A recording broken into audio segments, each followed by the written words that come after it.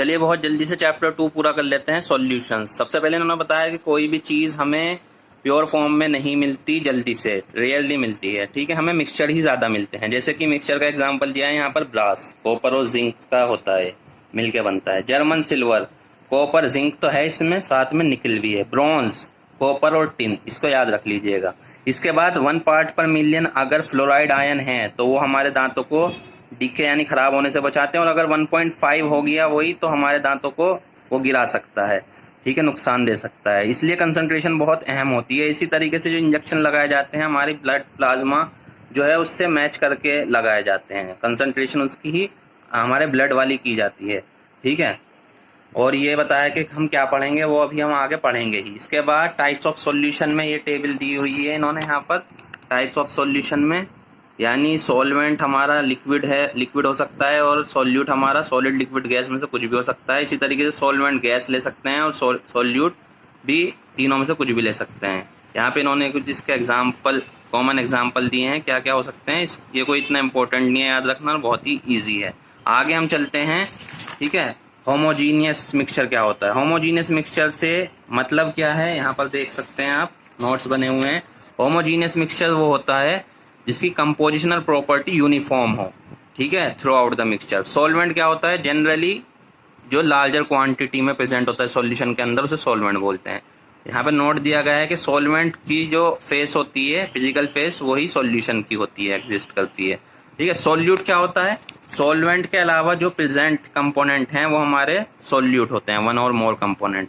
Binary solution क्या होता है, कंसिस्टिंग 2 कंपोनेंट, जिसके अंदर 2 कंपोनेंट हो। इसके बाद ये अहम टॉपिक है, ये आपको फॉर्मूले भी याद रखने हैं और इस पे क्वेश्चंस आते हैं। एक्सप्रेसिंग कंसंट्रेशन ऑफ सॉल्यूशन, सबसे पहले मतलब आप किस तरीके से एक्सप्रेस करते हैं कंसंट्रेशन को। जैसे क्वालिटेटिवली तो हम ये कह सकते हैं कि ये हमारा डाइल्यूट सॉल्यूशन है या कंसंट्रेटेड है। डाइल्यूट का मतलब हल्का है, जैसे एसिड भी है, एसिड को अगर हाथ पर भी डालने और वो डाइल्यूट है तो कुछ असर नहीं करेगा, और वो कंसंट्रेटेड है तो हाथ जला सकता है। ठीक है, पर ये नहीं पता लगता डाइल्यूट से कितना डाइल्यूट है या कितना कंसंट्रेटेड है। उसके लिए हमें क्वांटिटेटिव यूज करना पड़ता है। क्वांटिटेटिव के लिए ये फॉर्मूले यहाँ पर दिए गए हैं, यानी उससे एग्जैक्ट पता लग जाता है कि कितना एग्जैक्टली उसमें एसिड की मात्रा है या किसी भी चीज की, अगर जो भी आप मेजर कर रहे हैं। जैसे यहाँ पे सबसे पहले मास परसेंटेज दिया है, इसका फॉर्मूला है mass of component upon total mass of solution into 100। Example के तौर पे दिया है 10% ऑफ ग्लूकोज। 10% ऑफ ग्लूकोज का मतलब है 10 ग्राम ग्लूकोज है और 90 ग्राम हमारा वाटर है, टोटल मिलाकर 100 ग्राम हो गया। इसी तरीके से वॉल्यूम परसेंटेज है, वॉल्यूम परसेंट 10% इथेनॉल का है तो 10 ml हमारा इथेनॉल है और 90 ml हमारा वाटर है। यहाँ पर इन्होंने फिर 35% कहा है इथाइलिन ग्लाइकोल। ये याद रखिएगा, इथाइलिन ग्लाइकोल एंटीफ्रीज की तरह काम करता है। ठीक है, इसका मतलब वो ये 35% दिया है तो 35 ml हमारा इथाइलिन ग्लाइकोल है, बाकी वाटर है, क्योंकि वाटर में ही यूज कर इन्होंने कहा है, यूज्ड इन कार, मतलब नॉर्मली वाटर ही मिलाया जाता है सब में। ठीक है, इसके बाद mass by volume. Mass by volume क्या है, देखिए अंडरलाइन हुआ है, mass of solute dissolve in 100 ml of solution. 100 ml of solution लेंगे, उसमें जितना मास ऑफ सॉल्यूट डिसॉल्व है उसको मास बाय वॉल्यूम कहते हैं। ठीक है, W/V से इसको दिखाया गया है, नोट किया गया। पार्ट्स पर मिलियन की बात करें, number of parts of all component, number of parts of component upon total number of parts of all component into 10⁻⁶। जैसे यहाँ पर लीटर ऑफ सी वाटर की बात की गई है, उसका वेट होता है 1030 ग्राम। ठीक है, उसके अंदर डिसॉल्व ऑक्सीजन है 6 × 10⁻³ तो अगर आप इसको 6 × 10⁻³ को इससे डिवाइड कर देंगे 1030 से, तो आपका 5.8 आ जाएगा, यानी 5.8 पर 10⁻⁶ ग्राम, यानी अपॉन में आएगा 10⁻⁶। ठीक है, इसको बोल देंगे हम 5.8 पर पार्ट्स पर मिलियन, मिलियन में इसके इतने पार्ट्स हैं। ठीक है, मोल फ्रैक्शन इंपॉर्टेंट है, mole fraction number of moles of component upon total number of moles of all component. ठीक है, इसके बाद है इसका फॉर्मूला देख लीजिए, ये अगर हम ए का मोल फ्रैक्शन निकाल रहे हैं तो एक्स से ऊपर number of moles of A upon number of mole A plus number of moles B. ठीक है, इसके बाद हमारा नेक्स्ट टॉपिक है ये molarity, moles of solute upon volume of solution in litre.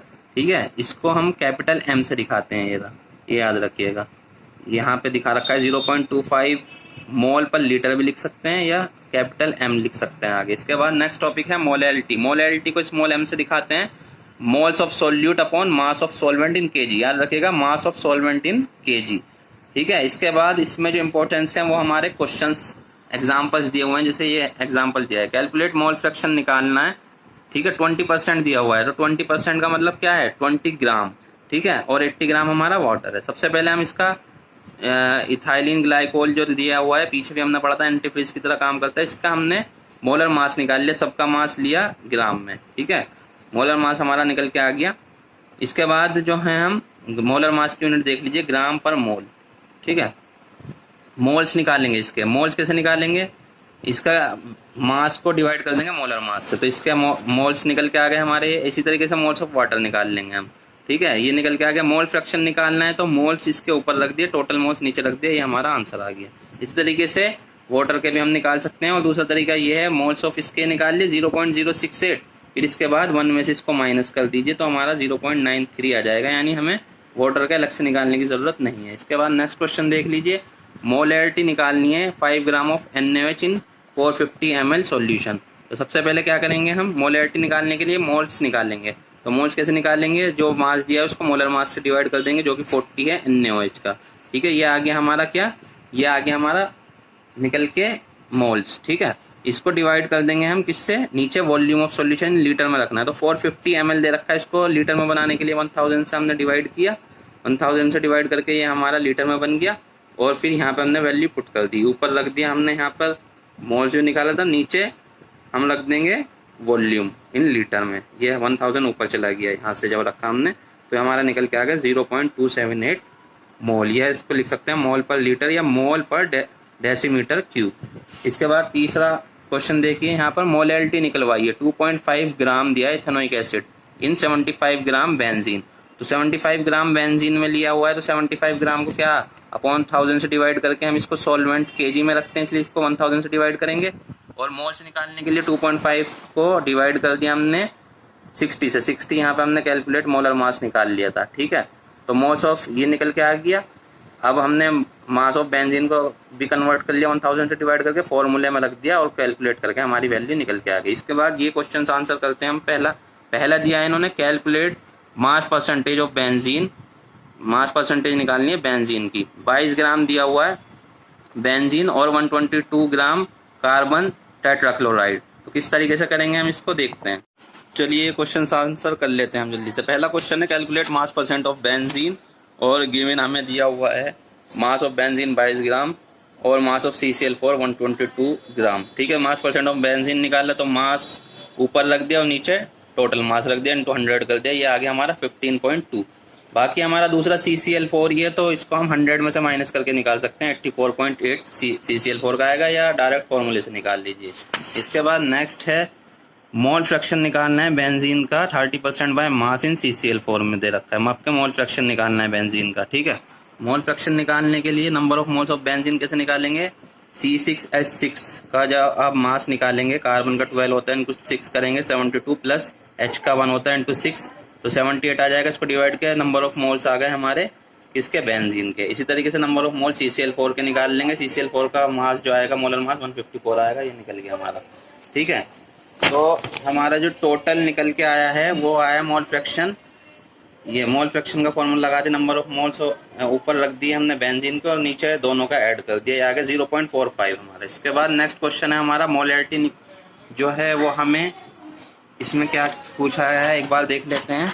इसमें पूछा गया है हमसे कैलकुलेट द मोलैरिटी निकालनी है हमें। 30 ग्राम ऑफ CONO3 के होल ट्वाइस ब्रैकेट के बाहर ट्वाइस इंटू .6H2O इन 4.3 ml।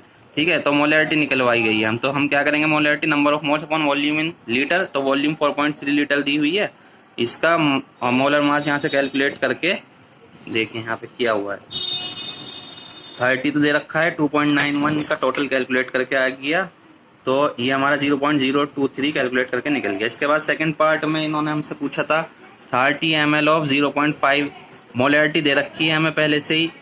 ठीक है, और दोबारा से हमसे मोलैरिटी ही निकलवा रहा था, तो फॉर्मूला हमने लगा दिया M1V1 M2V2। ठीक है, M1 और V1 हमारे पास है, M2V2 उन्होंने 500 दिया है, तो M2 हमारा निकल के आ गया ये।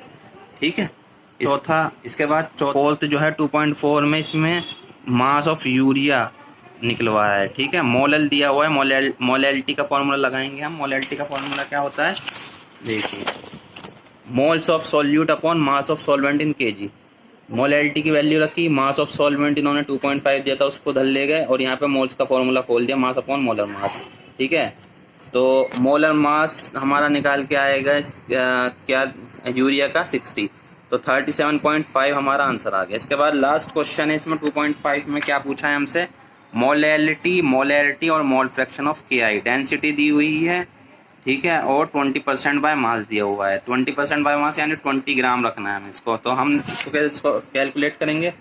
फॉर्मूला लगाया मोलैलिटी का, moles of solute upon mass of solvent in KG, ठीक है। मोल्स 20 ग्राम दिया है 20, और नीचे जो है हमने KI की यहाँ पे वैल्यू निकाल ली मोलर मास की, 166 ग्राम पर मोल आया था, तो 166 से डिवाइड कर दिया, ये तो आ गया मोल्स। और नीचे मास ऑफ सॉल्वेंट इन केजी रखना था, तो 80 ग्राम हमारा वाटर था, क्योंकि 20 वो हो गया तो बाकी बचा हुआ पानी हो गया 80, तो 80 अपॉन 1000 किया इसको, तो कैलकुलेट करके 1.51 आ गया। इसके बाद मोलैरिटी का formula mass upon volume in litre रखना था, तो वॉल्यूम निकालने के लिए हमने सबसे पहले उन्होंने डेंसिटी दे रखी है, सॉल्यूशन की निकाल लें हम, क्योंकि सॉल्यूशन होता है ना इसमें फॉर्मूले में, उसमें सॉल्वेंट होता है, इसमें सॉल्यूशन होता है, ठीक है। तो हमने वैल्यू रख दी मास अपॉन डेंसिटी की, तो हमारी वॉल्यूम निकल के आ गई ये। तो अब हमें क्या करना है, मोल्स ऑफ सॉल्यूट तो वही रखेंगे 20 अपॉन 166, और यहाँ पे वैल्यू रख दी हमने वॉल्यूम की, तो हमारा ये भी निकल के आ गया। इसके बाद हमारा तीसरा पार्ट उन्होंने हमसे पूछा था मोल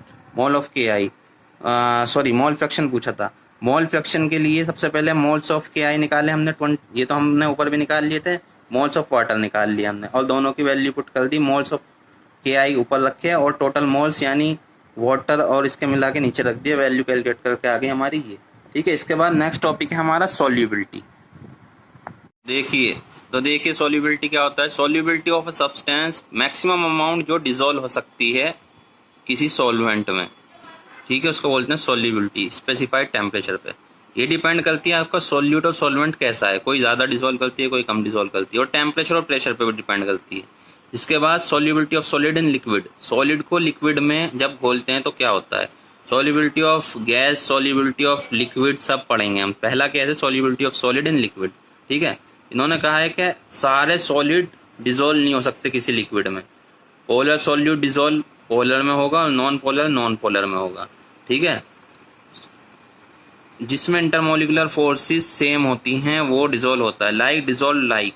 जैसे इन्होंने यहाँ पे बुक में आप पढ़ेंगे तो बुक में आपको दिया हुआ है यहाँ पर क्या, जैसे सोडियम क्लोराइड, या इन्होंने कहा है शुगर, और शुगर जो है या सोडियम क्लोराइड यानी नमक पानी में डिसॉल्व हो सकता है, और नेप्थलीन और एंथ्रेसीन जो है वो हमारी बेंजीन में डिसॉल्व हो सकती है, बट सोडियम क्लोराइड और शुगर इसमें डिसॉल्व बेंजीन में नहीं हो सकता, जबकि वो वाटर में डिसॉल्व नहीं हो सकते नेप्थलीन और एंथ्रेसीन, यानी लाइक डिसॉल्व लाइक, ठीक है।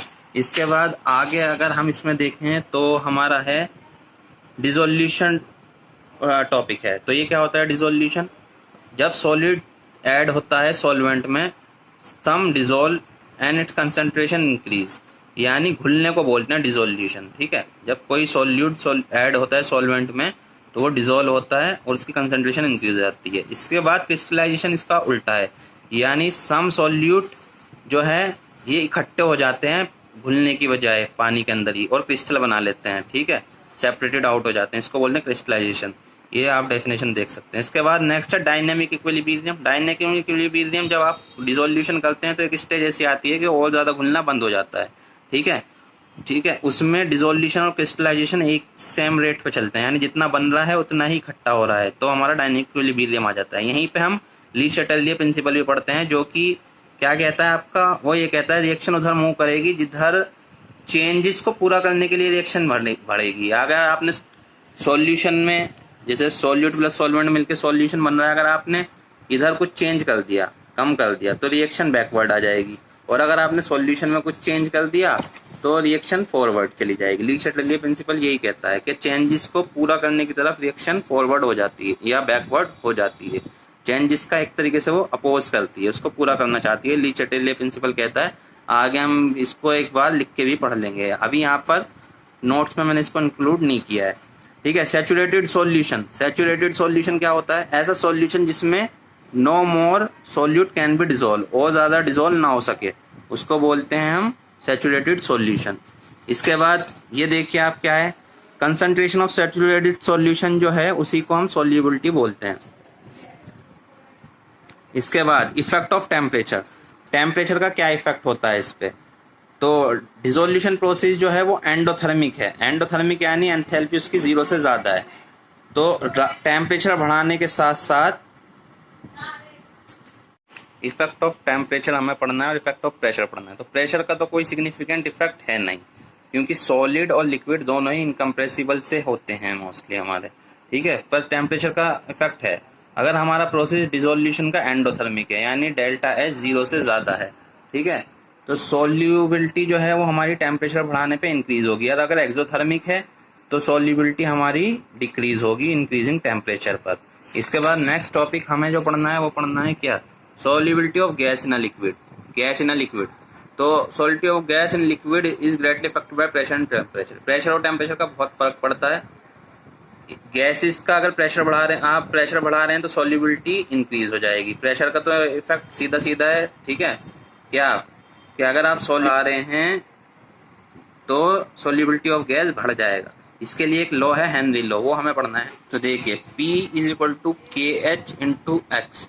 के एच क्या है हमारा? Henry law constant, P partial pressure और x मोल फ्रैक्शन, ठीक है। मोल फ्रैक्शन को अगर हम सोल्यूबिलिटी मान लें, ठीक है, तो हमारा जितना ज्यादा प्रेशर होगा उतनी ज्यादा हमारा सोल्यूबिलिटी होगी, ठीक है। और एक चीज अब यहाँ पे नोट कीजिए, डिफरेंट गैस की जो के एच वैल्यू है वो डिफरेंट होती है, यानी नेचर ऑफ गैस पे के एच की वैल्यू डिपेंड करती है। बहुत इंपॉर्टेंट चीजें हैं ये अब, ठीक है। के H is the function of nature of gas, nature of gas पे डिपेंड करती है के एच की वैल्यू, यानी अलग अलग गैसेस के लिए के एच की वैल्यू अलग होती है। इसके बाद जितनी ज्यादा वैल्यू के एच की होगी, ठीक है, उतना ज्यादा क्या होगा आपका at given pressure lower is the solubility, उतनी सॉल्युबिलिटी कम होगी। जितनी ज्यादा आपका टेम्परेचर जितना ज्यादा आपकी के एच की वैल्यू होगी, सॉल्युबिलिटी की वैल्यू उतनी ही कम होगी, ठीक। तीसरा, अगर आप टेम्परेचर बढ़ाएंगे तो क्या होगा? के एच की वैल्यू बढ़ेगी और सॉल्युबिलिटी घटेगी। गैस में होगा क्या? जितना ज्यादा आप टेम्परेचर बढ़ाएंगे उतना ज्यादा के एच की वैल्यू बढ़ जाएगी टेम्परेचर बढ़ाने पे और सॉल्युबिलिटी घट जाएगी। ये याद रखिएगा आप, ठीक है। ये यहाँ पर जो दिया हुआ है ये वाली बात है। तीसरा point, effect of temperature, solubility of gas in liquid decrease with rise in temperature, ठीक है। सोल्यूबिलिटी जो है वो डिक्रीज रहेगी। ये आप देख सकते हैं फिर उन्होंने क्या कहा है, when dissolve the gas molecule present liquid phase and the process of dissolution can be considered similar to condensation. यानी गैस जब घुल रही है तो एक तरीके से वो क्या हो रही है? लिक्विड फॉर्म में आ रही है, यानी ठंडी हो रही है, उसमें से क्या हो रही है? हीट इवॉल्व हो रही है। अगर आप उसको हीट देंगे, टेम्परेचर बढ़ाएंगे तो क्या होगा? ये प्रोसेस डिस्टर्ब होगा, ठीक है। तो इसीलिए हमारा टेम्परेचर बढ़ाने पर के एच की वैल्यू इंक्रीज हो जाती है, सॉल्युबिलिटी डिक्रीज हो जाती है। इसके बाद टॉपिक है हमारा एप्लीकेशन ऑफ हेनरी लॉ। तो जैसे सॉफ्ट ड्रिंक में CO2 घोलने में ये यूज होता है, CO2 की जो हम उसमें भरने के लिए पार्शियल प्रेशर इंक्रीज कर देते हैं।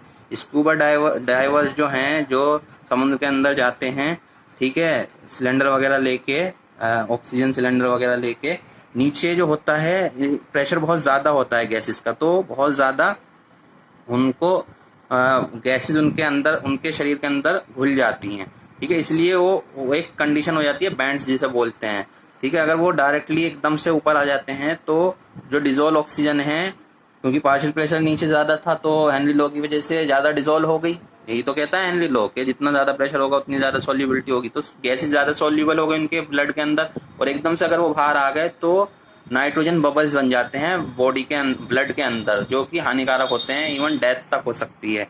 तो ये इसको बैंड्स बोलते हैं, ठीक है, बबल्स ऑफ नाइट्रोजन बनना, ठीक है। अगर एकदम से वो बाहर आ गए तो दिक्कत हो जाती है, क्योंकि एकदम प्रेशर कम होगा और प्रेशर एकदम गैसेस बाहर निकलेंगी, ठीक है, हाई प्रेशर से लो प्रेशर की तरफ, तो प्रॉब्लम हो सकती है। इसलिए आराम आराम से ऊपर आना चाहिए। इसके बाद तीसरा है, हाई एल्टीट्यूड पर जाते हैं तो पार्शियल प्रेशर कम हो जाता है, सॉल्युबिलिटी ऑफ O2 घट जाती है। इसको एक प्रॉब्लम हो जाती है जिसको एनेक्सिया बोलते हैं, जिसमें क्या होता है, क्लियरली जो आदमी ऊपर गया है क्लाइंबर, वो अच्छे से सोच नहीं सकता। नेक्स्ट टॉपिक है हमारा vapour pressure of liquid solution. Vapour pressure due to gas in liquid हम पढ़ चुके हैं हेनरी लॉ में। यहाँ पर हम पढ़ेंगे लिक्विड सॉल्यूशन या सॉलिड इन लिक्विड सॉल्यूशन। पहला टॉपिक है हमारा vapour pressure of liquid solution. तो बाइनरी सॉल्यूशन लिया है हमने, 2 वोलेटाइल लिक्विड हैं, यानी वोलेटाइल होने का मतलब ये है दोनों ही कंटेनर में प्रेशर लगाएंगे, दोनों ही इवोपरेट होंगे। तो पहले की वजह से जो हमारा वेपर प्रेशर आएगा वो P1 आएगा और दूसरे की वजह से P2 आएगा और टोटल प्रेशर P टोटल। ये दोनों हमारे रिलेट हैं मोल फ्रैक्शन से X1 और X2 से, ठीक है।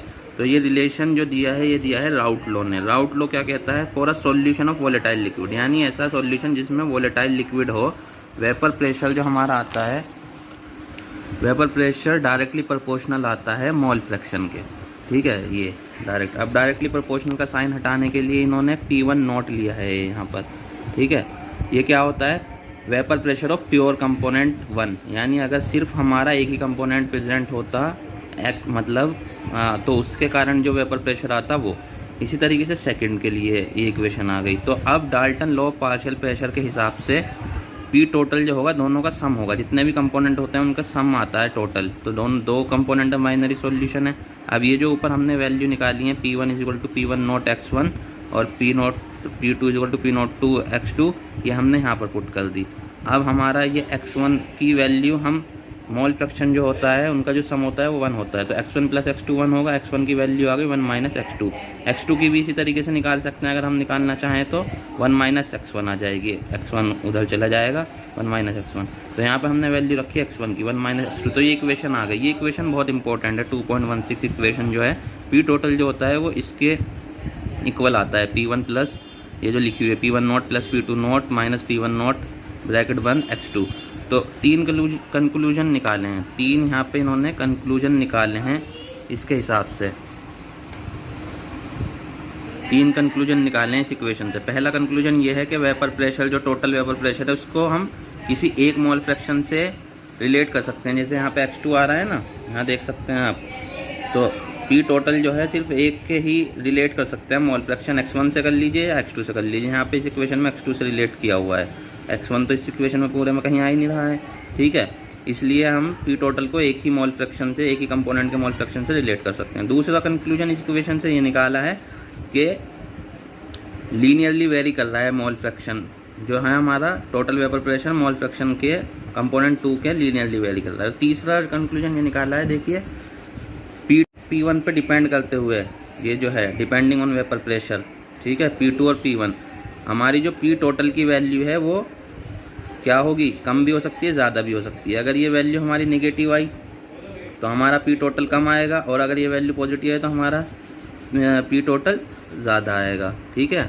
और इन्होंने कहा है कि with increase mole fraction of component 1, यानी मोल फ्रैक्शन ऑफ कंपोनेंट 1 का मतलब ये है, आप मोल फ्रैक्शन अगर 1 का बढ़ाएंगे तो X2 का हमारा कम हो जाएगा। यानी मोल फ्रैक्शन तो एक दूसरे से रिलेटेड ही हैं, तो इस बात को, आगे की बात कोई इतनी इंपॉर्टेंट नहीं है कि with increase the mole fraction of component 1 component 2 भी हो सकता है, ठीक है। यहाँ पे इन्होंने 1 कहा है, मेनली यहाँ से समझ लीजिए आप, ये P2 - P1 अगर हमारा नेगेटिव आ गया तो हमारी P टोटल बढ़ जाएगी, और सॉरी नेगेटिव आ गया तो P टोटल घट जाएगी, और ना तो P टोटल बढ़ जाएगी, ठीक है। इसके बाद ये ग्राफ समझाया है, तो इस ग्राफ में हम क्या समझ रहे हैं? ग्राफ में देखिए यहाँ पर इन्होंने क्या किया हुआ है, X1 0 है इधर, तो X1 कंसंट्रेशन इधर को बढ़ रही है कंपोनेंट 1 की, तो प्रेशर भी डायरेक्टली प्रोपोर्शनल आ रहा है। इधर को X2 0 है X1, तो ये मोल फ्रैक्शन के डायरेक्टली प्रोपोर्शनल P2 आ रहा है। 2 ग्राफ हैं ये अलग अलग, एक ही जगह बना दी इन्होंने। फिर P टोटल का ग्राफ जो दिया है, दोनों का सम करके जो आएगा वो इन्होंने माना हुआ है कि हमारा P2 ज़्यादा है, P2 नॉट ज़्यादा है, यानी जो सेकंड कंपोनेंट है वो ज़्यादा वोलेटाइल है, तो हमारा मोल फ्रैक्शन X2 के डायरेक्टली प्रोपोर्शनल आ रहा है ये P टोटल, ठीक है, क्योंकि हमारा प्रेशर 2 ज़्यादा है। ये इन्होंने यहाँ पे एज्यूम किया हुआ है, ये रहा एज्यूमिंग, ठीक है। इसके बाद नेक्स्ट जो ये बता रहे हैं कि ये तो हो गया हमारा लिक्विड फेस में जो मोल फ्रैक्शन होता है। इसी तरीके से हमारा जो वेपर फेस में जब आ गया है तो वेपर फेस में कंपोजिशन कितनी होगी? वो होगी Y1 एंड Y2 मोल, और उसको हम कैसे निकालेंगे? ये फॉर्मूला दे रखा है।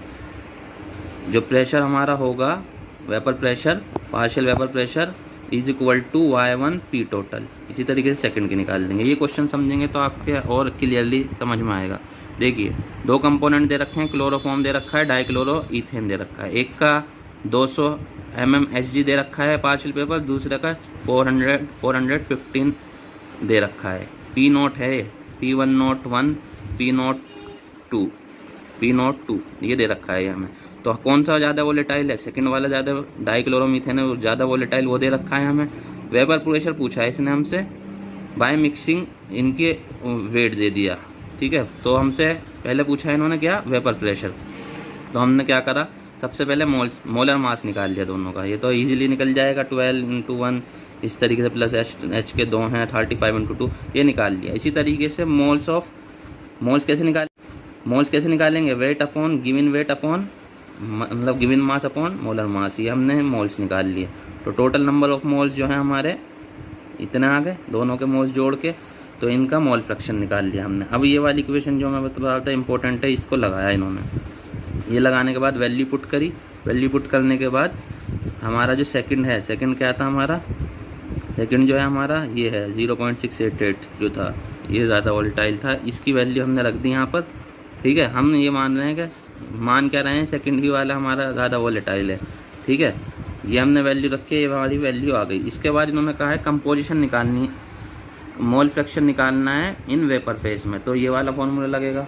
ये वाला फॉर्मूला लगाने के लिए पहले P1 की वैल्यू फाइंड कर लेते हैं। P1 की वैल्यू क्या है? इस फॉर्मूले से फाइंड करेंगे। P1 = P1 नॉट x1, ठीक है। तो सबसे पहले इन्होंने यही लगाया। P1 नॉट कितना है हमारा? 4 ये वाला 200। हमारी जो मोल फ्रैक्शन आया 0 ये निकाल ली वैल्यू 62.4। इसी तरीके से ऊपर वाले की निकाल ली, ठीक है। P2 नॉट x2 लगा के ये निकाल ली। अब फिर हमने इस फॉर्मूले में पुट कर दिया था। P1 नॉट आ गया, P2 नॉट आ P1 आ गया, P2 आ गया, और टोटल प्रेशर से डिवाइड कर देंगे इसको। टोटल प्रेशर से डिवाइड किया, टोटल प्रेशर कितना आया था? 347 अभी हमने निकाला था, 347.9। ये हमारी वैल्यू निकल के आ गई। एक नोट इन्होंने यहाँ पे दिया है, इसको ध्यान रखें कि इक्विलिब्रियम पर वेपर फेज जो होता है वो ज़्यादा आता है जो मोर वोलेटाइल होता है। देखिए मोल फ्रैक्शन किसका ज़्यादा है यहाँ पर? 0.82 आया है, और इसका प्रेशर भी कितना था? 415, मतलब 415 था, और इसका 200 था। तो जिसका वेपर प्रेशर ज़्यादा है, पी नोट जिसका ज़्यादा है, ठीक है, प्योर कंपोनेंट में, वो उसका मोल फ्रैक्शन भी ज़्यादा आता है, वो ज़्यादा मात्रा में पाया जाता है वेपर फेज में। ये इन्होंने इस नोट में कहा है, ध्यान रखिएगा इस बात को। इसके बाद आगे चलते हैं। आगे इन्होंने राउट लॉ और हेनरी लॉ को रिलेट किया है, दोनों सेम ही है, सिर्फ फ़र्क क्या है? ये यहाँ पे KH आ जाता है, और यहाँ पे P = KHX। ये तो हमारा हेनरी लॉ है, और ये हमारा राउट लॉ है। तो KH जो है हमारा P1 नॉट के इक्वल है, और इस तरीके से हमारा जो राउट लॉ है वो हेनरी लॉ का स्पेशल केस बन जाता है। इसके बाद ये देखिए, vapour pressure of solution of solid in liquid. तो आपके सॉलिड लिया है, तो सबसे पहले इन्होंने यहाँ पे वेपर प्रेशर की डेफिनेशन बताई है। तो वेपर प्रेशर क्या होता है? जैसे ये वाला, इधर वाला, ये देखिए डायग्राम, इसमें जो ये वेपर्स हैं, ये जो इसके ऊपर प्रेशर लगाएंगे उसको बोलते हैं वेपर प्रेशर। यानी pressure exerted by vapour face पे जो लगाते हैं उसको वेपर प्रेशर बोलते हैं एट इक्विलिब्रियम पे, ठीक है। यहाँ पे दे रखते। तो हुआ क्या है, जैसे जैसे आपने सॉल्यूट मिलाया, इसको ग्रीन कलर से दिखाया है सॉल्यूट को, तो इसने सरफेस कवर कर लिया। अब ये वोलेटाइल तो है नहीं, नॉन वोलेटाइल सॉल्यूट मिलाया है। तो हुआ क्या है, जो पार्टिकल एस्केप कर लेते उनकी संख्या जो थी, उनकी अमाउंट जो थी वो घट गई, तो वेपर प्रेशर घट गया। एक बात तो ये, और जब ऊपर से अब ये इस पर प्रेशर लगाएंगे तो सरफेस अवेलेबल नहीं है प्रेशर लगाने के लिए, तो वेपर प्रेशर घट गया। ये दोनों बातें मैंने यहाँ पे शॉर्ट में लिख दी थी, आप समझ में नहीं आ रहा, पर बात मैंने समझा दी है कि वेपर प्रेशर क्यों घटा, क्योंकि एक तो एस्केप नहीं कर पा रहे पार्टिकल, तो वेपर प्रेशर वैसे ही घट रहा है, और दूसरा फिर प्रेशर जो लगाते वो पार्टिकल की संख्या ही कम हो गई, तो यहाँ पे अवेलेबल सरफेस भी कम है, इसलिए वेपर प्रेशर घट गया है। इसके बाद नेक्स्ट इन्होंने क्या, ये राउट लॉ फिर दोबारा से बता दिया गया है। यहाँ पे ये बताया इन्होंने कि वेपर प्रेशर जो घटेगा ना, जो सॉल्यूट की आप अमाउंट ले रहे हैं उस पर डिपेंड करेगा, उसके नेचर पर डिपेंड नहीं करेगा। जैसे कि एक मोल आप वन मोल ऑफ सुक्रोज ले लीजिए, या 1 मोल ऑफ यूरिया ले लीजिए, ठीक है। लगभग इनकी जो डिक्रीज करेंगे ना वेपर प्रेशर, वो सेम करेंगे, इनके नेचर पे डिपेंड नहीं कर रहा, ठीक है। इसके बाद क्या बताया इन्होंने यहाँ पे, इसमें इन्होंने ग्राफ बना के लिखा है। इस ग्राफ में क्या बताना है, इस ग्राफ में, ये जो ग्राफ है ये आपका सोल्यूट जो नॉन वोलेटाइल सोल्यूट मिला है उसका है, तो वेपर प्रेशर सिर्फ सॉल्वेंट के कारण आ रहा है, ये लीनियरली वेरी कर रहा है, ठीक है।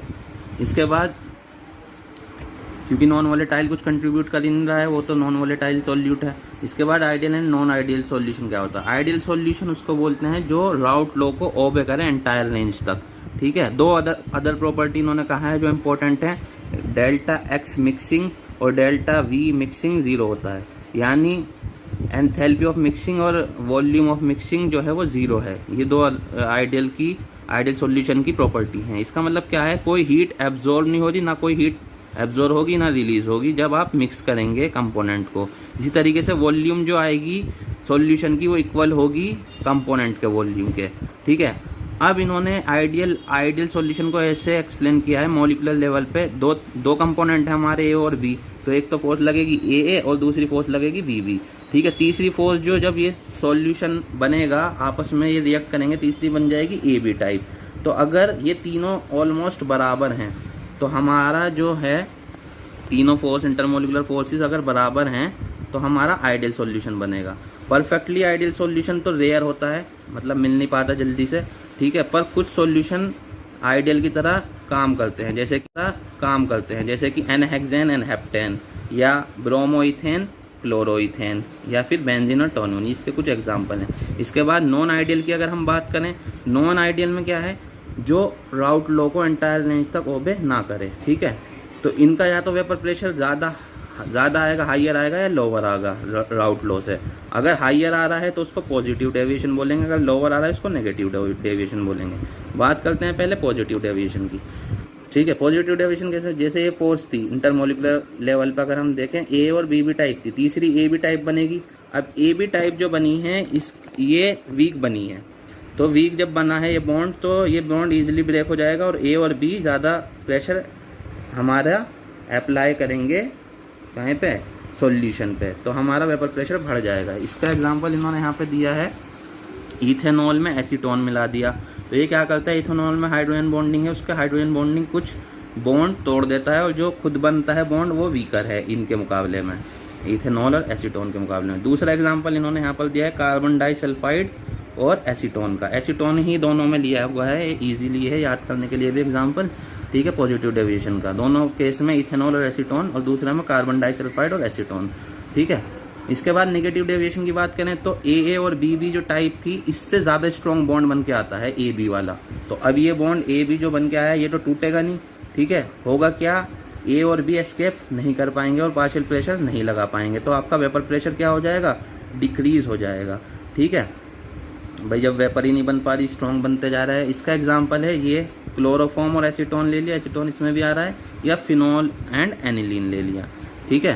तो इनमें जो बॉन्ड बन के आएगा वो ज़्यादा स्ट्रॉन्ग बनेगा। इसके बाद इन्होंने क्या बताया है, एजिट्रॉप। एजिट्रॉप क्या होता है, एजिट्रॉप क्या है, बाइनरी मिक्सचर है जिसके कंपोजिशन लिक्विड और वेपर फेस में सेम हो, ठीक है, और बॉयल होता हो कांस्टेंट टेम्परेचर पर, ठीक। और इनको फ्रैक्शनल डिस्टिलेशन से अलग करना पॉसिबल नहीं है। ये दो तरीके के होते हैं, मिनिमम बॉइलिंग एजिट्रॉप, मैक्सिमम बॉइलिंग एजिट्रॉप। जो राउट लॉ से लार्ज पॉजिटिव डेविएशन दिखाएगा वो मिनिमम बॉइलिंग एजिट्रॉप बनाएगा। जैसे कि एग्जांपल के तौर पे इन्होंने यहाँ पे लिया है इथेनॉल एंड वाटर, ठीक है। तो जब इसको हमने फ्रैक्शनल डिस्टिलेशन से अलग किया, 95% तो अलग हो गया, 5% रह गया, और ये जो 5% बना यही हमारा मिनिमम बॉइलिंग एजिट्रॉप है। अब ये फर्दर अलग नहीं हो पाएगा। इसके बाद लार्ज नेगेटिव डेविएशन अगर शो करे वो मैक्सिमम बॉइलिंग एजिट्रॉप बनाएगा। इसका एग्जांपल है नाइट्रिक एसिड एंड वाटर। अब ये एग्जांपल है, इस एग्जांपल को आप बिल्कुल ईजिली कर सकते हैं, जैसे हमने एक किया था अभी पीछे, हमने किया था एक क्वेश्चन किया था अभी ये वाला, बिल्कुल सेम इसी तरीके से आपको सॉल्व करना है और ये ईजिली आपका आ जाएगा। Thank you very much. Next topic है हमारा colligative property and determination of molar mass. Colligative property सबसे पहले क्या होती है पढ़ लेते हैं। ऑल द प्रॉपर्टीज, ये लिखा हुआ है यहाँ पे, ये वाली लाइन ब्लू कलर से लिखी हुई, all the properties which depend on number of solute particle irrespective of their nature. यानी जो नंबर्स पे डिपेंड करती हैं, नेचर पे डिपेंड नहीं करती, उनको बोलते हैं कोलिगेटिव प्रॉपर्टीज। 4 प्रॉपर्टीज हमें पढ़नी है। हमने पढ़ा है वेपर प्रेशर डिक्रीज हो जाता है, कब डिक्रीज हो जाता है, जब नॉन वोलेटाइल सॉल्यूट मिलाते हैं। तो इस वेपर प्रेशर डिक्रीज होने से कुछ प्रॉपर्टीज से कनेक्टेड हैं जिन पे फर्क पड़ता है। ठीक है, वो 4 हैं हमारी। सबसे पहले पढ़ते हैं हम कोलिगेटिव प्रॉपर्टी में relative lowering of vapour pressure. Relative से ही हमारा क्लियर है, रिलेटिव यानी किसी के रिलेटिव में देखा जाएगा। तो होता क्या है, राउट लॉ से हमने पढ़ा है वेपर प्रेशर इक्वल आता है mole fraction into vapour pressure of pure solvent, ये आ गया। ठीक है, फिर हमारा रिडक्शन इन वेपर प्रेशर जो हुआ कितना कम हुआ, डेल्टा P1 मान लिया हमने। तो कैसे निकालेंगे, जो हमारा वेपर प्रेशर कम हुआ प्योर में से P1 प्रेशर कम हो गया। ठीक है, प्योर जो हमारा वेपर प्रेशर था, लाइटिंग इफेक्ट थोड़ा सही नहीं आ रहा है। ठीक है, वेपर प्रेशर जो था हमारा प्योर में से P1 माइनस हो गया। ठीक है, ठीक है, तो ये जब हमारा माइनस हो गया, इसकी वैल्यू हमने यहाँ से रख दी, ये वैल्यू हमारी ये आई, ये हमने यहाँ पुट कर दी। इसमें से P1 नॉट कॉमन ले लिया, 1 माइनस x1 आ गया। ठीक है, अब ये 1 माइनस x1 x2 के इक्वल होगा, क्योंकि टोटल मोल फ्रैक्शन हमारा x1 प्लस x2 कितना होता है 1। यहाँ से अगर आप x2 की वैल्यू निकालेंगे, x1 उधर जाएगा 1 माइनस x1, तो 1 माइनस x1 की जगह आप क्या रख सकते हैं x2, ये मैंने रख दिया यहाँ पर।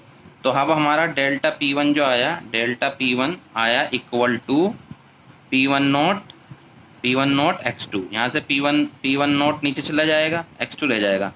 तो ये हमारा रिलेटिव लोअरिंग है। रिलेटिव लोअरिंग, क्योंकि रिलेटिव किसके है, रिलेटिव है हमारा प्योर कंपोनेंट के।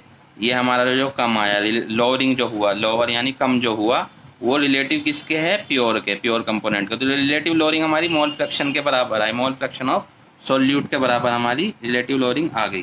ठीक है, इसकी वैल्यू फिर यहाँ से हम खोल देंगे।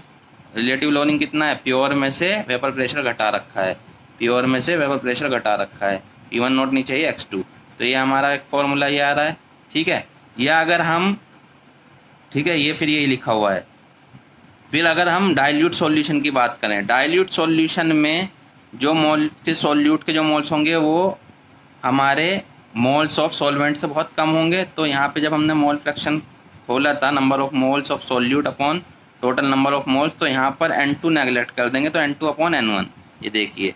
या इसको लिख सकते हैं, अब हम जब मोल्स का फॉर्मूला खोलेंगे, गिवन मास अपॉन मोलर मास, और नीचे भी इसी तरीके से, तो ये फॉर्मूला बन गया। तो रिलेटिव लोअरिंग का ये फॉर्मूला आपको याद रखना है, न्यूमेरिकल इस पे आ सकते हैं। रिलेटिव लोअरिंग तो आप पता लगा ही लेंगे, प्योर में से माइनस किया वेपर प्रेशर और नीचे प्योर का रखा है, तो रिलेटिव लोअरिंग हो गई। और इधर आपको याद रखना है, ऊपर क्या आया था हमारा, number of moles of solute. ठीक है, मोल्स ऑफ सॉल्यूट रखना तो गिवन मास अपॉन मोलर मास, और नीचे फिर सॉल्वेंट का रख देंगे। एक बात ध्यान रखनी है, रिलेटिव लोअरिंग जो है वो इनवर्सली प्रोपोर्शनल आ रही है मोल फ्रैक्शन के, ये याद रखिएगा। चारों ही जो हमारी कोलिगेटिव प्रॉपर्टी आएंगी वो हमारी मोलर मास के इनवर्सली आएंगी। और मोलर मास हम यहाँ से निकाल रहे हैं क्योंकि हमारे टॉपिक क्या था, colligative property and determination of molar mass, यानी कोलिगेटिव प्रॉपर्टी से हम मोलर मास डिटरमाइन करेंगे। तो यहाँ से हम मोलर मास निकाल सकते हैं। Second, elevation of boiling point. हम जानते हैं जैसे जैसे हम टेम्परेचर इंक्रीज करेंगे वैसे वैसे आपका वेपर प्रेशर इंक्रीज होगा। और सॉल्यूशन बॉयल कब होता है या सॉल्वेंट बॉयल कब होता है, जब उसका वेपर प्रेशर एटमॉस्फेरिक प्रेशर के इक्वल हो जाता है, तब वो बॉयल होता है। एग्जाम्पल के तौर पे वाटर 100 डिग्री पे बॉयल होता है। क्यों बॉयल होता है इस टेम्परेचर, क्योंकि इस टेम्परेचर पे उसका एटमॉस्फेरिक प्रेशर 1.013 बार यानी एटमॉस्फेरिक प्रेशर के बराबर हो जाता है। हमने पढ़ा है कि वेपर प्रेशर सॉल्वेंट का डिक्रीज हो जाता है जब नॉन वोलेटाइल सॉल्यूट इसमें हम मिलाते हैं। फॉर एग्जांपल के तौर पे 100 डिग्री सेल्सियस पर एक्वस सॉल्यूशन जो है सुक्रोज का, वो उसका वेपर प्रेशर 1.013 बार से कम हो जाता है, यानी वो बॉयल नहीं होता इस प्रेशर पे, इस टेम्परेचर पे भी बॉयल नहीं होता, वो उसका प्रेशर कम हो जाता है इससे। तो अब हमें उसको बॉईल करना है सुक्रोज सॉल्यूशन को, तो आपको टेम्परेचर बढ़ाना पड़ेगा। जो वाटर पहले 100 डिग्री पे बॉईल हो रहा था, अब उसमें जब सुक्रोज सॉल्यूशन बनाया तो वो वाटर अब बॉईल नहीं हो रहा 100 डिग्री, अब उसको बॉईल करना है तो आपको टेम्परेचर बढ़ाना पड़ेगा। यही तो आपका एलिवेशन ऑफ बॉइलिंग पॉइंट है। तो हमने क्या देखा, हमने देखा कि सॉल्यूशन का हमेशा बॉइलिंग पॉइंट हाइयर होता है प्योर सॉल्वेंट से। ये ग्राफ यही बता रहा है, 2 लाइन है, ठीक है। ये जो है आपका बॉइलिंग पॉइंट सॉल्वेंट का है और आगे टेम्परेचर पे बॉइलिंग पॉइंट आपका सॉल्यूशन का आ रहा है, और ये लाइन ऊपर दिखा रखी है क्यों? क्योंकि वेपर प्रेशर, इस लाइन पे वेपर प्रेशर और इधर टेम्परेचर है आपका। तो बॉइलिंग पॉइंट, वेपर प्रेशर जो है, वेपर प्रेशर वो सॉल्वेंट का ज़्यादा है सॉल्यूशन के कंपेयर में। सॉल्यूशन का वेपर प्रेशर कम होता है, बल्कि टेम्परेचर बॉइलिंग पॉइंट इस यानी टेम्परेचर या बॉइलिंग पॉइंट कह लीजिए, ये सॉल्यूशन का ज़्यादा है, इसलिए ये लाइन आगे है। ठीक, इधर के डायरेक्शन में देखें तो हमने क्या देखा, delta T B elevation boiling point कितना है हमारा, टी बी, ये हमारा किसका है, ये हमारा है सॉल्यूशन का, जो हमारा ज़्यादा आया, माइनस प्योर का, तो हमारा ये एलिवेशन ऑफ बॉइलिंग पॉइंट है। एक्सपेरिमेंट से ये बात पता लगती है शोन के हमारा जो एलिवेशन ऑफ बॉइलिंग पॉइंट है वो डायरेक्टली प्रोपोर्शनल आ रहा है मोलैलिटी के। डायरेक्टली प्रोपोर्शनल का साइन हटाने के लिए कांस्टेंट लेते हैं, जिसको एब्ल्यूस्कोपिक कांस्टेंट या मोलर एलिवेशन कांस्टेंट भी बोलते हैं। यहाँ से हम मोलैलिटी की वैल्यू हमने खोल दी, तो यहाँ से हम मोलर मास डिटरमाइन कर सकते हैं, क्योंकि हमारा जो हेडिंग थी वो क्या थी, colligative property and determination of molar mass. तो यहाँ पर हम सेकंड कोलिगेटिव प्रॉपर्टी पढ़ रहे हैं, जो कि एलिवेशन इन बॉइलिंग पॉइंट है, तो हम मोलर मास यहाँ से फाइंड आउट कर सकते हैं। और एक बात और यहाँ पे आप ध्यान रखें कि चारों ही कोलिगेटिव प्रॉपर्टी में मोलर मास आप जो डिटरमाइन करते हैं वो कोलिगेटिव प्रॉपर्टी के इन्वर्सली आता है, नीचे ही आता है। ये बढ़ाएंगे तो मोलर मास घटेगा। Thank you. Depression of freezing point. Depression of freezing point में जैसे हमारा वेपर प्रेशर कम होगा जब नॉन वोलेटाइल सॉल्यूट मिलाएंगे, तो फ्रीजिंग पॉइंट भी हमारा कम हो जाएगा। तो देखिए ये ग्राफ हमारा दिखा रहा है, 3 लाइन इसमें शो की हुई हैं। लिक्विड सॉल्वेंट की लाइन सबसे ऊपर है, उसके नीचे सॉल्यूशन की लाइन है। ये नीचे क्यों आई, क्योंकि हमारा वेपर प्रेशर घट गया। ठीक है, तो हमारा जो फ्रीजिंग पॉइंट, ये जो दिखा रखे हैं, ये पॉइंट दिखा रखे हैं, freezing point of liquid solvent ये आगे है, और फ्रीजिंग पॉइंट ऑफ सॉल्यूशन ये पीछे है। इनका जो डिफरेंस है यही हमारा क्या है, डिप्रेशन ऑफ फ्रीजिंग पॉइंट। ये डेल्टा टी एफ जो इक्वल है वो है T not F minus T F. ठीक है, ये हमारा क्या है, डिप्रेशन इन फ्रीजिंग पॉइंट। अब फ्रीजिंग पॉइंट होता क्या है ये समझ लीजिए, और कोई फ्रीजिंग पॉइंट होता क्या है यही समझ लीजिए पहले। फ्रीजिंग पॉइंट वो टेम्परेचर है जिस पे आपका वेपर प्रेशर लिक्विड फेज में और सॉलिड फेज में इक्वल हो जाए, उसको बोलते हैं फ्रीजिंग पॉइंट। देखिए ये लाइन जो है कट कर ली है यहाँ पर, ये फ्रोजन सॉल्वेंट की लाइन है, यहाँ पर कट कर ली है, यानी इस पॉइंट पे ये एक ऐसा टेम्परेचर है जिस पे वेपर प्रेशर लिक्विड का भी और सॉलिड का भी सेम है। ऐसे ही यहाँ पर इस केस में बात है। ठीक है, तो हमें पता है जैसे जैसे हमारा प्रेशर और टेम्परेचर आपस में रिलेटेड है, वेपर प्रेशर घटा तो टेम्परेचर भी घट गया।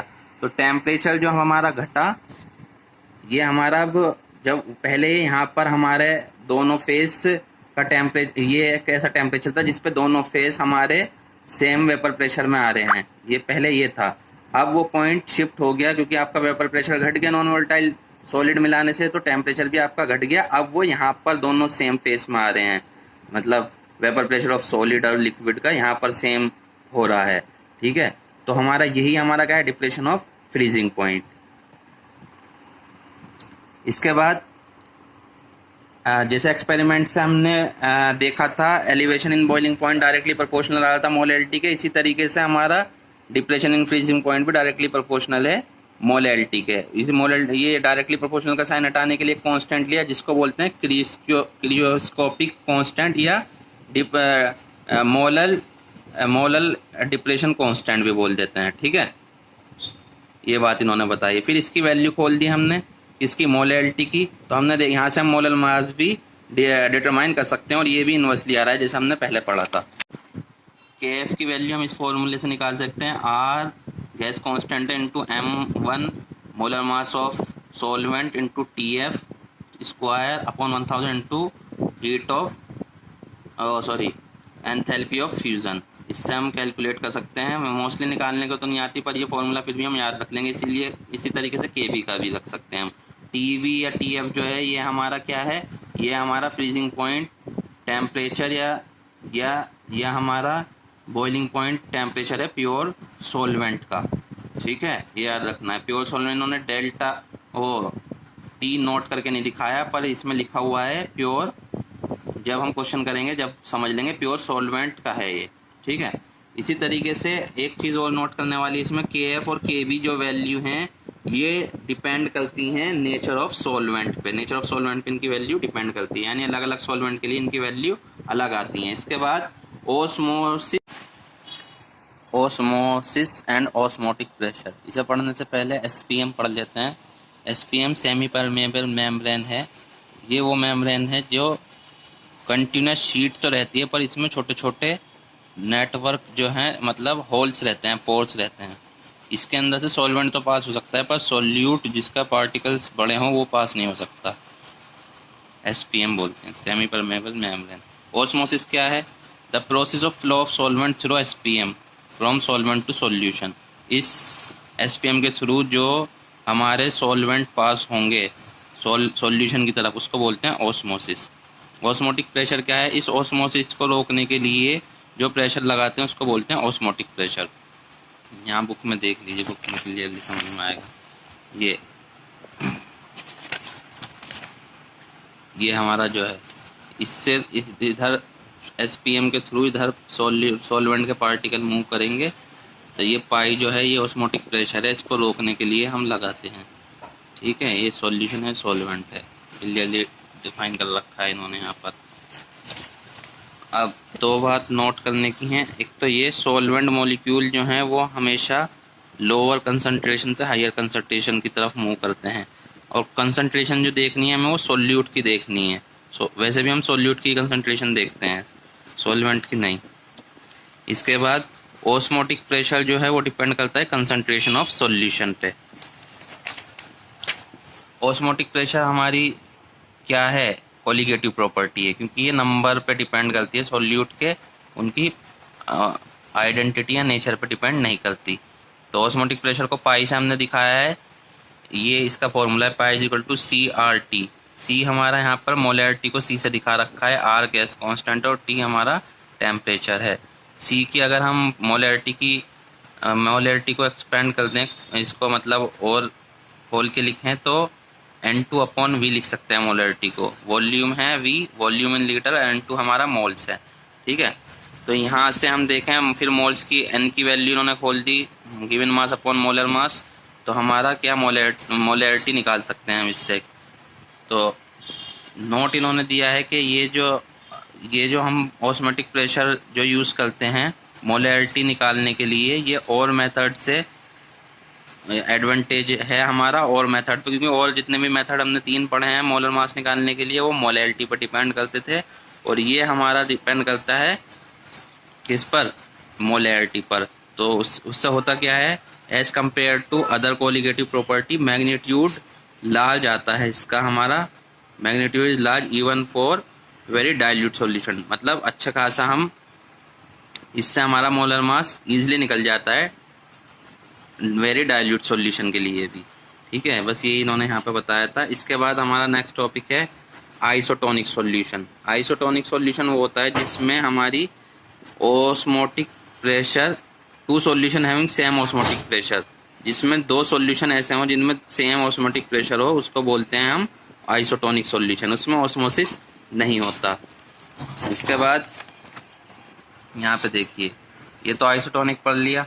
इसके बाद एक एग्जांपल दिया है, osmotic pressure associated with fluid inside the blood cell is equivalent to 0.9 mass per volume sodium chloride solution called normal saline solution and is safe for inject intravenous. यानी हमारी ब्लड की जो इन्होंने बताया कि ऑस्मोटिक प्रेशर है blood cell से वो है 0.9% mass per volume, normal saline के इक्वल है वो हमारा।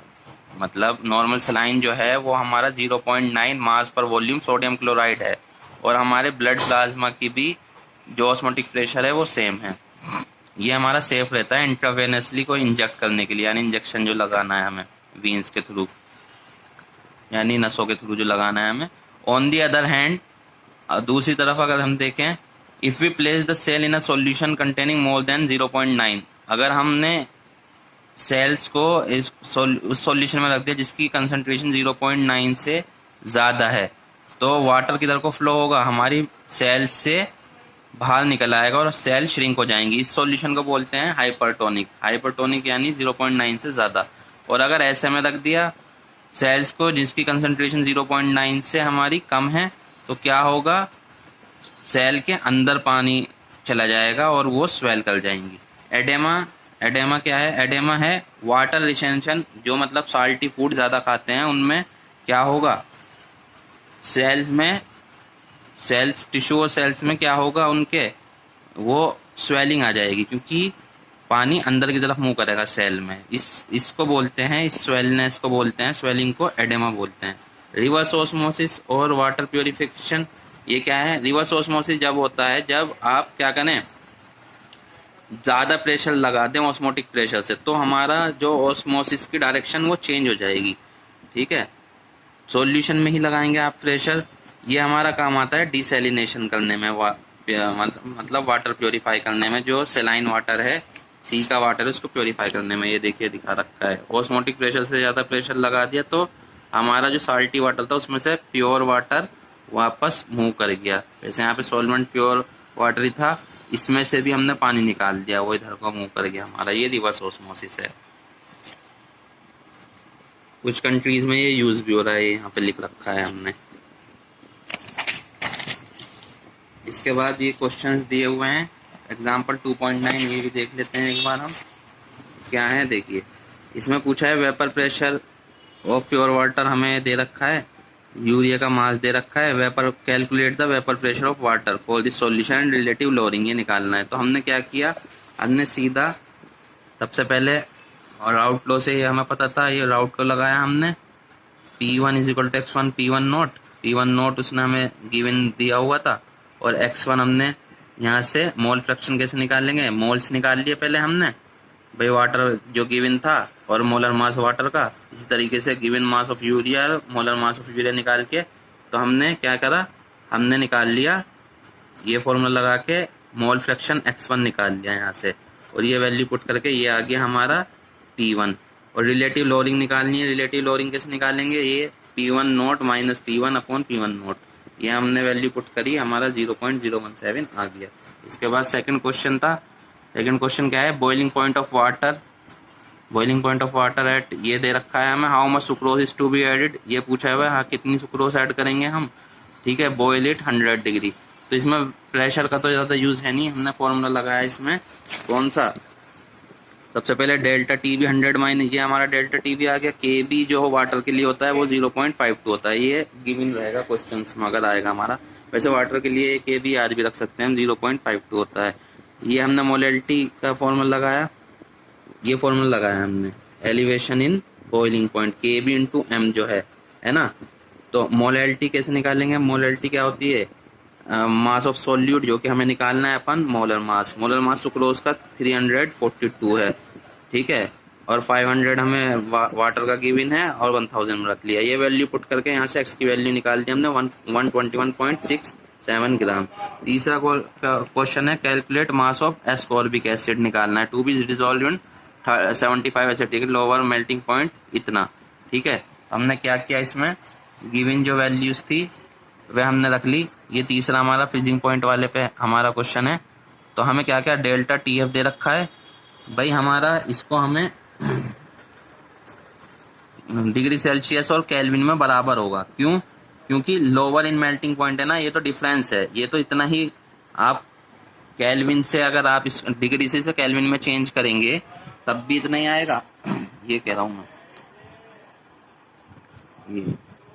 ये इतना ही आएगा। और आप मतलब, और फिर क्या था, हमने मोल फ्रैक्शन को खोल, हमने क्या करा, मोलेलिटी को खोल दिया, KF की वैल्यू दे रखी है, KF की वैल्यू यहाँ रखी है और मोलेलिटी को खोल दिया। यहाँ से हमने क्या करा, W कैलकुलेट कर लिया, मोलर मास यहाँ से निकाल लिया था, W हमने कैलकुलेट कर लिया, यानी मास ऑफ सॉल्यूट। इसके बाद लास्ट क्वेश्चन है हमारा, इसमें क्या क्या है, कैलकुलेट द ऑस्मोटिक प्रेशर निकालना है, ये वैल्यूज गिवन है। तो सारी वैल्यूज हमें उसने ऑलमोस्ट गिवन कर रखी हैं। यहाँ पर हमने क्या करा, वैल्यू पुट करी सारी जितनी भी वैल्यूज थी, R की वैल्यू रखी 8.314 इंटू 10 की पावर 3। ठीक है, पास्कल में आंसर लाना है हमें इसका, तो हमने ये वैल्यू पुट करी। T हमने केल्विन में कन्वर्ट करने के लिए 273 जोड़ दिया और सारी वैल्यू पुट करके ये हमारा आंसर आ गया। इसके बाद लास्ट टॉपिक हमारा है abnormal molar mass that is either lower और हायर देन एक्सपेक्टेड और नॉर्मल वैल्यू, जो ज़्यादा है या कम है एक्सपेक्टेड वैल्यू या नॉर्मल वैल्यू से, उसको बोलते हैं एबनॉर्मल मोलर मास। जैसे यहाँ समझिए KCl है, KCl का वेट है 74.5, ठीक है। KCl को जब डिसोल्व किया 1 मोल को तो उसके 2 आयन बन गए K और Cl, और हमें पता है कोलिगेटिव प्रॉपर्टी डिपेंड होती है नंबर्स पर। तो 1 मोल से 2 मोल हमारे भाई 1 मोल K का बन के आएगा और 1 Cl का बन के आएगा, तो 2 मोल आ गए। तो हमारा इंक्रीज इन बॉइलिंग पॉइंट जो आया वो 2 मोलैलिटी कितनी हो गई भाई, 1 मोल से कितना 2 मोल बन गए अब हमारे, ठीक है, 2 मोल पर केजी। तो मोलैलिटी कितनी हो गई, number of solute upon mass of solvent होता है, तो 2 इंटू, और ये हमारा क्या है Kb की वैल्यू है, तो हमारा डबल। तो देखिए हुआ क्या है, यहाँ पे हमारी कोलिगेटिव प्रॉपर्टी जो कि एलिवेशन इन बॉइलिंग पॉइंट है वो डबल हो रही है। तो जब वो डबल हो रही है तो इस फॉर्मूले से जो हमारा फॉर्मूला है ये यहाँ पे रखी जाएगी, तो मोलर मास क्या आएगा, हाफ आएगा। तो हमारा जो कैलकुलेटेड मोलर मास आ रहा है एक्सपेरिमेंटली जो निकाल रहे हैं वो आ रहा है 37.25 और होना कितना चाहिए था 74.5। तो एक रूल सामने आया, जब भी डिसोसिएशन होगा तो डिटरमाइन मोलर मास हमेशा लोअर आएगा। इसी तरीके से अगर हम एसोसिएशन की बात करें, 2 मॉलिक्यूल मिलके एक बना रहे हैं, ये डायमर बन गया है, ठीक है। तो हमारा क्या हुआ, जो हमारी कोलिगेटिव प्रॉपर्टी है वो क्या हो गई, कम हो गई। तो इससे जब हम मोलर मास निकालेंगे वो हमारा ट्वाइस आ रहा है, डबल आ रहा है। तो इसी चीज़ को बोलते हैं एबनॉर्मल मोलर मास। सच अ मोलर मास एदर लोअर और हायर देन एक्सपेक्टेड वैल्यू से एबनॉर्मल मोलर मास बोलते हैं। इसके बाद वांट ऑफ फैक्टर क्या है हमारा, to account the extent of dissociation, कितना डिसोशिएट या एसोसिएट हो रहा है उसको बोलते हैं हम वांट ऑफ फैक्टर। 100% तो ज़्यादातर होता ही नहीं है एसोसिएट या डिसोशिएट। तो ये आई की वैल्यू कैसे निकालते हैं, जो आई वांट ऑफ फैक्टर है, ये वाला फॉर्मूला इसका सबसे इंपॉर्टेंट है, सबसे अच्छा है, मतलब यूज़ भी होगा, वैसे तो ये भी यूज़ होंगे पर ये वाले से आप आसानी से समझ सकते हैं। Total number of moles of particle after association या डिसोसिएशन के बाद जितने भी मोल्स हमारे आए पार्टिकल्स के अपॉन उसके पहले जितने थे उसको बोलते हैं हम क्या, वांट ऑफ फैक्टर। दूसरा फॉर्मूला क्या है, normal molar mass upon abnormal molar mass, या observe colligative property upon calculated colligative property. फिर इसमें यहाँ पे इन्होंने क्या बताया, यहाँ पे देखिए सारे ही जितने भी हमारे फॉर्मूले थे उनमें आई इंट्रोड्यूस हो जाएगा, आई आ जाएगा मल्टीप्लाई में, मतलब ठीक है। ये हमारी मॉडिफाई हो गई चारों इक्वेशन जो हमने पढ़ी थी। इसके बाद यहाँ पे इन्होंने क्या बताया है, फॉर एग्जाम्पल एक बात ये ध्यान रखनी है आपको, फॉर डिसोसिएशन के लिए आई की वैल्यू हमेशा 1 से ज़्यादा आएगी और एसोसिएशन के लिए आई की वैल्यू हमेशा 1 से कम आएगी, ठीक है। ये एक बात यहाँ पे हाईलाइट कर रखी है, मैंने अंडरलाइन कर रखी है, ये भी देख लीजिए। Abnormal molar mass is experimentally determine mass and ये इतनी इंपॉर्टेंट नहीं है, इसको छोड़ दीजिए।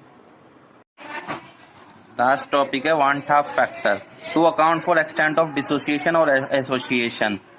आई is equal to normal molar mass upon abnormal molar mass या observe colligative property upon calculated colligative property. या तीसरा जो है ये फॉर्मूले दे रखे हैं, याद रखना है आपको आई के, ठीक है, मतलब कितना एक्सटेंट तक वो डिसोशिएट हो रहा है या एसोसिएट हो रहा है इसके हिसाब से। तीसरा फॉर्मूला बहुत इंपॉर्टेंट है, यानी total number of moles of particle after association या डिसोसिएशन और total number of moles of before association और डिसोसिएशन। आई की वैल्यू देखिए, डिसोसिएशन के बाद पार्टिकल्स क्या होते हैं, बढ़ जाते हैं, ठीक है, टूट गया क्योंकि वो, तो आई की वैल्यू देखिए 1 से ज़्यादा आ रही है। और एसोसिएशन में पार्टिकल्स कम हो जाते हैं तो आई की वैल्यू 1 से कम आ रही है। इसके बाद हम देखते हैं वांट ऑफ फैक्टर इंट्रोड्यूस होने के बाद कोलिगेटिव में, चारों कोलिगेटिव प्रॉपर्टी में आई इंट्रोड्यूस हो गया इनमें सब में, ठीक है।